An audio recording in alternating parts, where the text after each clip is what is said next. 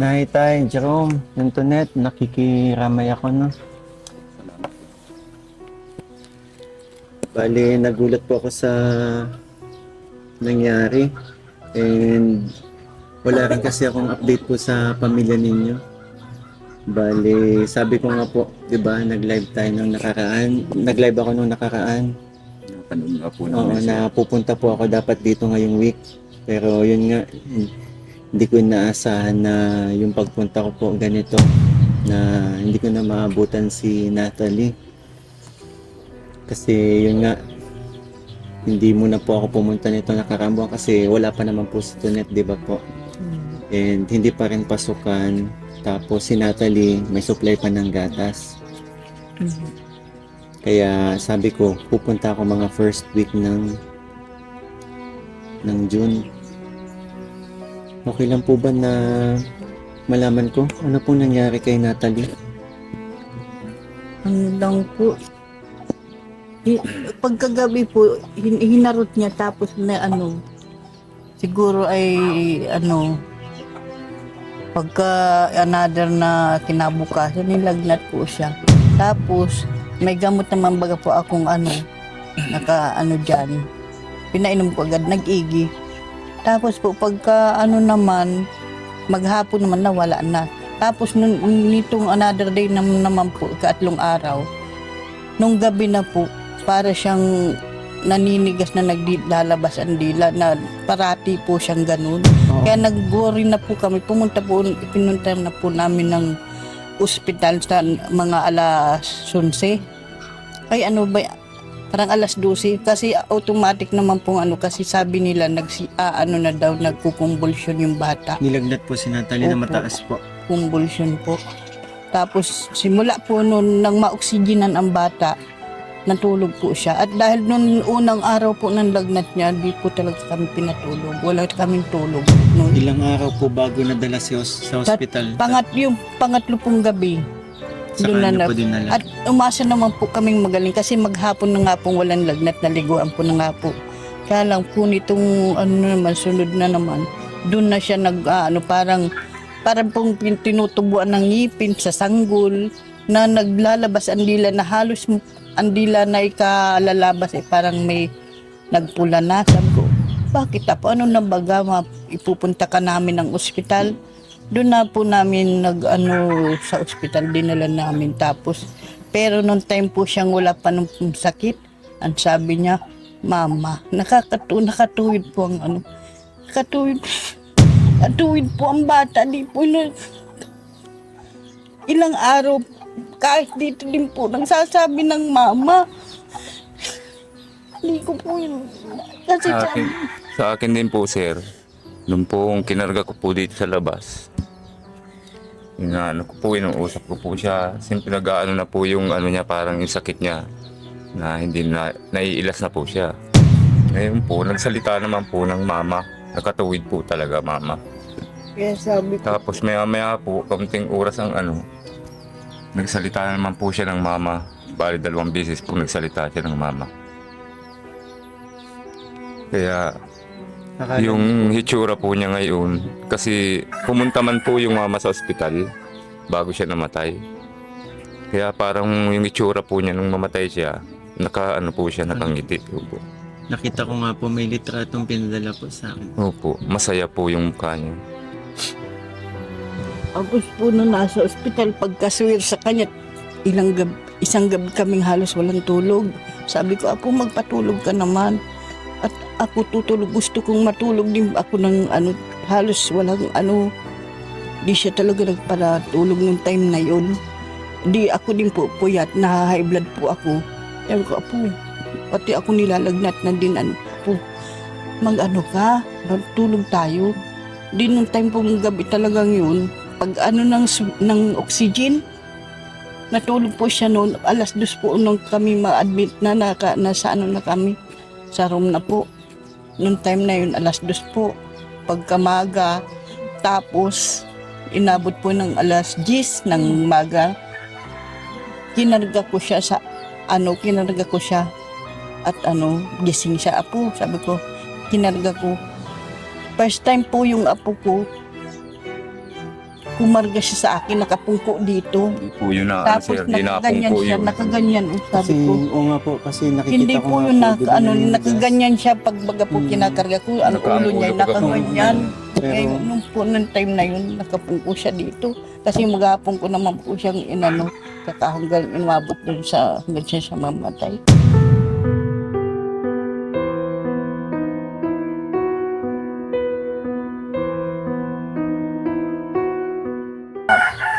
ang nabalitaan ko din po, natulog si Natalie and tung, minomonitor na lang yung Oo, Po, heartbeat. hindi na po siya nagising. Eh, Ilang araw po? Bali, yung pong time na yun, Time na din po yun. inabot din po ng hanggang Imaginin mamatay mo siya ng po. oras na yun. Hindi po siya nagising. simula ng temperature po niya, 40, 41, 42, di po nagbaba. Tapos iniyelo na po siya, yung ano nang malamig talaga. Di talaga nagbaba, nag 39 lang. Tapos sabi ko, pero nung time po na ano, ewan ko po kung na-dehydrate na din siya. Kasi nagtataik po siya. Ay, pagkarga ko nga ay di, sabi ko, nag-ihi ang palitain na pala yun.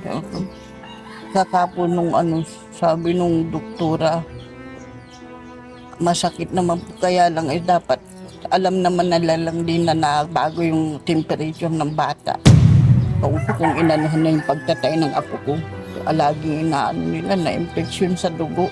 Ay gawa ng sa baga daw na infection na ang dugo. Kumalat na daw, sabi nila. At kaya di na nagigising. Tapos po, sabi niya, misis, tutubuhan ba natin ng apo mo? Sabi ko, intay ka lang po. Kasi, Bakit? Ano po nangyari sa baga niya? Ano po, yung mga Plema plema daw po, po. sipon, May pneumonia po si opo Natalie. naman niya. Tapos, naghalo na daw po sa dugo. Infection na. Opo. Matagal na po bang may pneumonia si Natalie? talaga, Matagal. Ano na po, simula pa po. Simula yun talaga yung kakibat ano na niya. daw po yun doon. Mm-mm. Tapos sabi ng doktor, ano po, aanuhin natin, tutubuhan. Sabi ko naman po, ang inisip ko po, ang apo ko'y maliit, isa pang may kapansanan pa. Ayaw Hindi ko makitang, kakayanin. di na yung kakayanin. Tapos isa pa po, sabi ko doon sa Dok, yung ama po niya na malaking tao ng tubuhan, nakikita ko kung gaano siya isaksyon. Kahit malaking tao, na ano po talaga nabangon ito sa paghuhugot ng ano. Kaya At pagsasaksyon. pag nakikita ko yung sitwasyon na yun, at makikita ko sa apo ko, hindi ko na po pinatubuhan. Ayaw ko kasi naghihirap na nga yung apo ko, tutubuhan pa nila. Sabi niya, sabi ko hindi pa rin po ako makakapag-decide. Yung ama pa rin po ang ano yun. Kaya ano po, ayaw din po nito. Kaya mahirap po. Hindi ko pa alam kung kasalanan ko. Bakit? Pero, nakita ko lang po talaga ang sitwasyon ng sama. Hindi po ako pumayag. Tapos ang sabi ng baala kay misis. Pero talagang hindi po ako pumayag. Ang isip ko po, kung ang buhay ng apo ko ay hanggang doon na lang, ayaw kong pahirapan. Kasi nararamdaman din naman po siguro ng apa ko kung paano ang buhay niya. Kung magpapahirap pa siya o Siguro, siya lang ang maghihirap. naisip na din po nung ako namin kasi napakatalino po niya. Napakagaling umintindi, naintindi niya lahat. Mga sinasabi namin, mga ano. Siguro naisip din niya na nahihirapan kami. Nahihirapan na siya. Kaya hanggang doon na lang po. Sabi niya. Bale, si Jerome po ang nagdesisyon para i-let go na Opo. kasi nakikita niyo pong nahihirapan na si Natalie. Tama, Jerome? Kasama ka ni Natalie, nandun ka lang. Naranasan mo pala yun, yung matubuhan. Sa BMC. Nagkatubig ka sa baga. Hindi po. Noon na aksidente. Kaya alam mo kung gaano kasakit yung ano. Kaya pag-desisyon ka na wag na. Wag na po kasi mas maganda po kung mamamatay siya ng payapa nang hindi napapahirapan. Kung ako nga po naghirap, yung pakayapong bata, eh may sakit po yan sa puso. Kaya hindi po ako nagpayag. Tunet, matagal ka na dito? June 15. June 15. Dito ka nung nagkasakit si Sinata. Yun nga po, bali na lahat, pati maging mga nanonood po nakasuporta kay Natalie Nagulat. Magkakasama kami mga Papa Balls nung nabalitaan ko. And di maiwasan sa amin yung maging emotional po sa nangyari kasi napalapit na din kami sa bata. And yun nga, kasi nung huling vlog po namin, kaarawan niya, doon namin nasilayan yung ngiti ni Natalie. Masaya po. And na-expect namin na itong pagbisita namin, tuloy-tuloy yung pagbuti ng kalagayan niya po. Kaya, Alam mo po, noong time na pasagana siya sa mataba siya, tingnan mo po mataba. kita ko nga po, Mataba. nasabi niyo nga po, di ba, may ang hingi ng gatas. Sa totoo lang, Nay, Tay, itong pagbabalik ko, may bit-bit na naman sana ako ulit na ganun karaming gatas po. Kaya lang, yun nga po, ito na nga yun nangyari. Pero, masa pa ako, matatanggap nyo agad ito nangyari. Kasi, isipin nyo na lang po, lahat naman tayo naranasan nito yung ganitong nawawalan. And si Natalie, sa kalagayan niya, isipin nyo na lang po, masaya na siya ngayon, hindi na siya naghihirap, di ba? Wala na siya nararamdaman sakit. Kasi, yun lang lagi iniisip ko kapag para matanggap natin, lalo na sa kalagayan ni Natalie,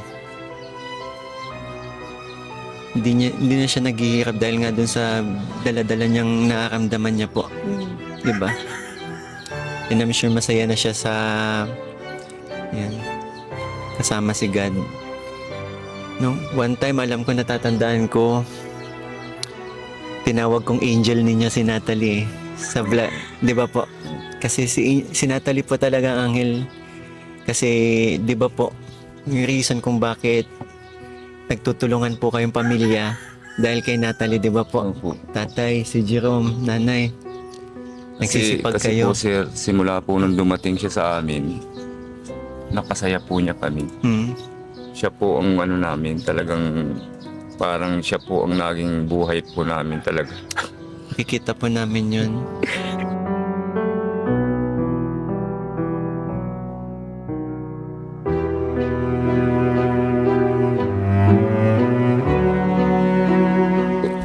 Hindi po natin kakayan.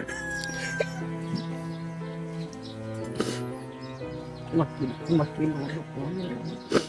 Kasi po, minsan pagdadating ko, madinig lang po niya ang boses ko. Nag-ano na po yan, nakargahin ko na siya. Kung nakakapagsalita nga po siya, sasabihin niya, "Papalu, karga." Kaya lang hindi po, pero naintindihan ko po siya. Nakilala ko si Natalie Tay, nakakaintindi ng lahat ng mga sinasabi natin, di ba? Matalino nga po yung bata. Nung nakaraang vlog, nung nire-review ko po, nakita ko kung paano mag-respond si Natalie sa mga sinasabi ko. And kitang-kita ko kung gaano natin siya napasaya nung kaarawan niya po, di ba po? Opo, masayang-masaya po siya. Kaya andun nga, nagawa niyang ngumiti kasi yun yung talaga nararamdaman niya.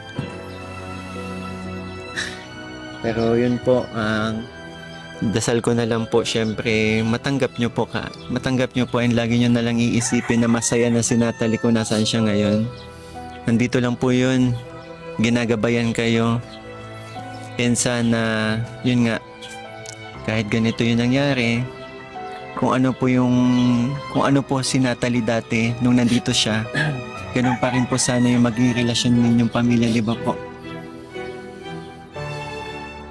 And for sure, masaya po si Natalie kung ganun nga po yung mangyari. Lalo na sa tatay niya si Jerome. And nabanggit niyo po kanina, pumunta yung nanay ni Natalie. Opo, pumunta po yun. Nung ano po, nung nag-50-50 na, hinayaan ko naman po siyang malyakap ng anak niya. Kahit galit ako, alang-alang lang po sa bata. Kasi hinahanap po talaga. Na kahit anong kasalanan ng magulang na nagkasala, hahanap din pala ang anak. Nanap po siya. Kaya pinabayaan ko po kung yakapin niya. O siya dun. Nandito lang po ba yung nanay ni Natalie? Wala pa. Nasa lugar nila sa Vincent. Dito lang din. Pero pumupunta-punta naman po. Hindi po. Hindi po. Noon lang po yung time na nasa hospital. Kaya nga po sabi nung anak kong isa at mahal-mahal din naman yung si Natalie. Ano pang iyak ang mangyayari? Wala na. At ito na nangyari na kaya itahan na niya yung iyak mo. Yung time na kailangan siya, wala siya. Pero paalang-alang po talaga sa amin kasi hinanap niya ang hinanap niya ang mama niya. Hindi yung nakakasalita. Opo. Wala pa yung sakit. Mga ilang araw nagmamama siya tapos may sakit pa siya din. Kaya ano ko na rin yung niya, yung ina niya. Wala naman na talagang magagawa. Kasi alang-alang lang talaga sa bata. Kaya sabi ko, kung ano man, pero kung di siya hinanap sir ng bata, gigirahin ko yun. Kasi yung kasalanan niya, pinabayaan niya. Kasalanan niya, yung paghihirap, bata din niya nasaksihan. Ilang taon yun. Tapos, alang-alang kay Bibi, wala naman na din. Pinabayaan ko siya, tinignan ko lang yung yakap niya yung bata.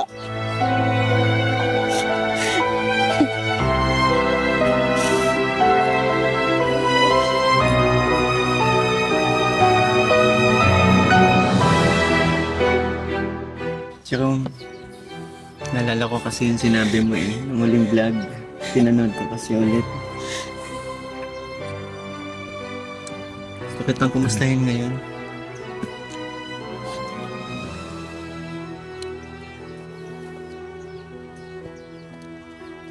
Okay ka na ba ngayon? Hindi po. Nag-usap ba kayo ng nanay ni Natalie? Hindi ko po pinansin yun. Mm. Ano po palang di ba ilang days din si Natalie sa hospital, Jerome? Isang araw lang po. Ay, isang yun. araw lang. Oo. Mula po namatay na po rin yun.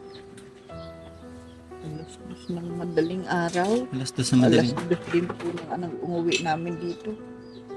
Nung nag-live po ako, yun din yung Yung alas Ano 11, lang po, nung parang 11:59 kadadating lang 11:59 siya namatay. Mm-mm. Sabi pagka... Alas 3 yata ng umaga ako nag-live Opo. Bali, alas 2 po kaming nakarating dito Dinala po. muna po namin dito. Asko lang po pala. Hanggang kailan po si Natalie? Ano po siya, yan po ay hinihingi namin tulong kay Diyan po, itong tulong po. Ang sabi nila, yung injection daw po ay within 5 days lang. Kapag pag nagsubra na yung sobrang ay may bayad po yun kung mapa-injection pa kami. Subalit ngayon po, inaayos yung sa sa simbahan yun lang naman po makakapag-decide kung ano talagang date ang libing ng apo ko. Sila po kasi ang loaded Wala pa po. baga po ang kaya hindi pa po namin alam. Nagpunta naman po yung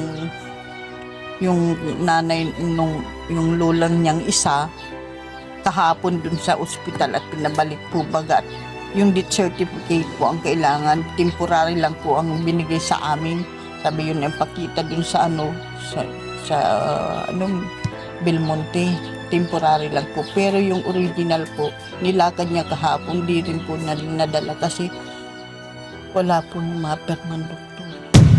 Kaya di pa po, gawin ko po ngayon, di pa naman nadating kung anong resulta dun sa simbahan. And namang problema din po kayo sa financial ngayon. Opo.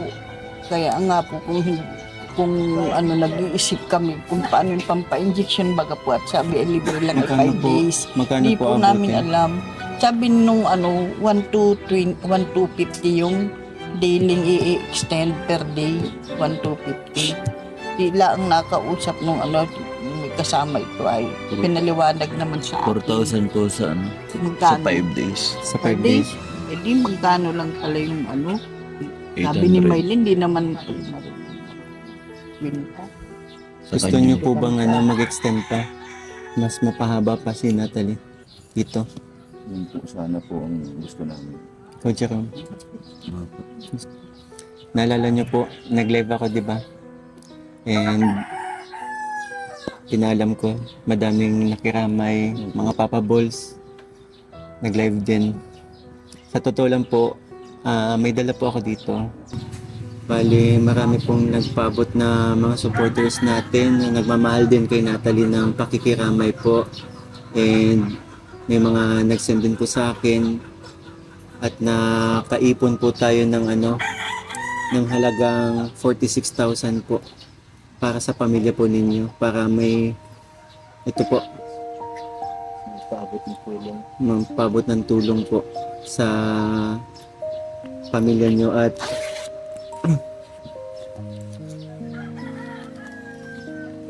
ginawa ko na pong 50 mil Thank you po. para sa nyo po, 50,000 po. Okay lang po. Para din po tayo. Mabanggit ko lang po yung mga nagpaabot ng tulong po. Yun po, sa mga nagpaabot po ng pakikiramay po. And syempre ng tulong din po sa pamilya ni Natalie. Kay Tigilaram nagpadalat po ng 5,000. Ate Vani 2,000. Mar BBV 2,000. Tita Maling Dilalon 1,000. Mary Grace Numagat 1,000. Anonymous 2,000. Ate Jovi 500. Tim Masang 2,000. Mami Davi 1,500. Mami Josa 5,000. Anonymous 2,000. Timmy Chris Milan 1,000. Red Star 3,000. Tita Malu 300. Tita Feomi Chris World 7 2,000. Timmy Chris Luxury 1,500. Timmy Chris Israel 2,000. Mami David 2,500. Tequila Ram 3,000 ulit. And Tequila Ram din po, nagpabili ng mga bulaklak na dinala natin. Tita Lenny Moise 2,000. And Timo A po 4,000 pesos po. Inabot ng 46,000 po. And tanggapin niyo po para Maraming magagamit. salamat. may magamit din po kayo. And yun po, ang Team Kalinga po nakikiramay po sa pagkawala po ni Natalie. And umaasa po kami at pinagdadasal namin na syempre matanggap niyo po at maging okay din po kayo. And sa mga darating na araw po. And ngayon, talagang ganun po ang buhay. Di ba po? And yun po, kapag may mga kailangan po tayo, paabot nyo na lang, parating nyo na lang po sa akin. Sa pagkawala po ni Natalie Faith, sa mga tumulong po ay maraming salamat po. Una po sa lahat, sa grupo po ni Sir Mikoy, sa mga Papa Bulls po, maraming salamat po sa inyo. At kay kay Mami Josa po, sa naging sponsor din po ni Natalie Faith. At kay Tequila Ram po, na nagbigay po siya nakaraan ng gatas. At sa iba pa po na mga tumulong po, hindi ko na po mabanggit kasi marami po kayo.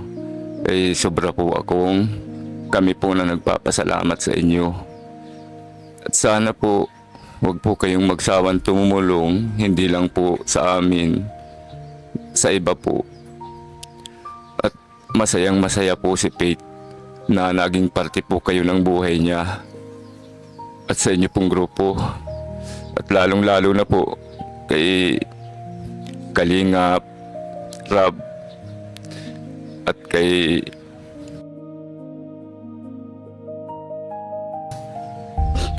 Kuya Bal.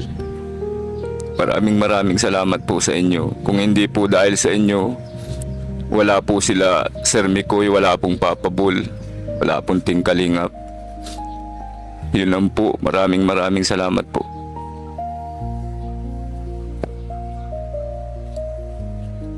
Ayun mga kalingap, bali yun.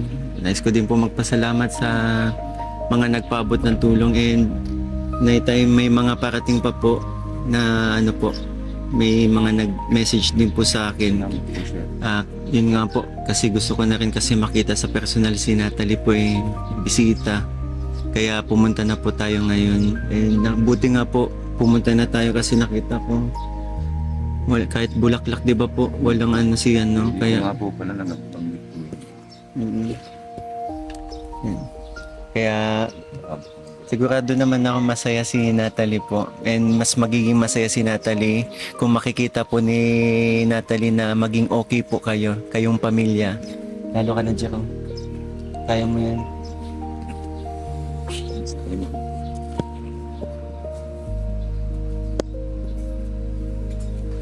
So, ayun mga kalingap, maraming salamat po sa tumapos ng video ito. Again po, mga Papa Balls, maraming salamat. Isa kayo sa mga rason kung bakit yun nakapagpaabot tayo ng kahit papano ng tulong sa pamilya ni Natalie. Yan, sa mga nagpaabot po ng tulong, maraming salamat po. And syempre, Team Kalingap, maraming salamat po sa ganitong programa. Mga supporters, mga nanonood po, maraming salamat.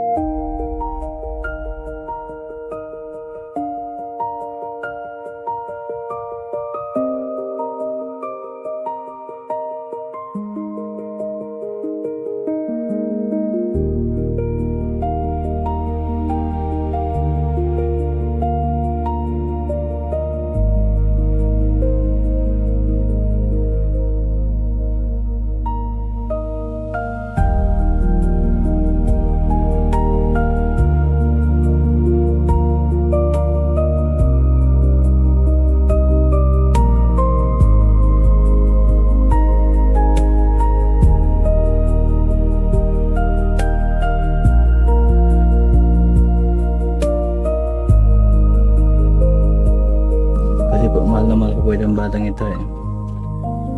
Buhay niya po, buhay ko.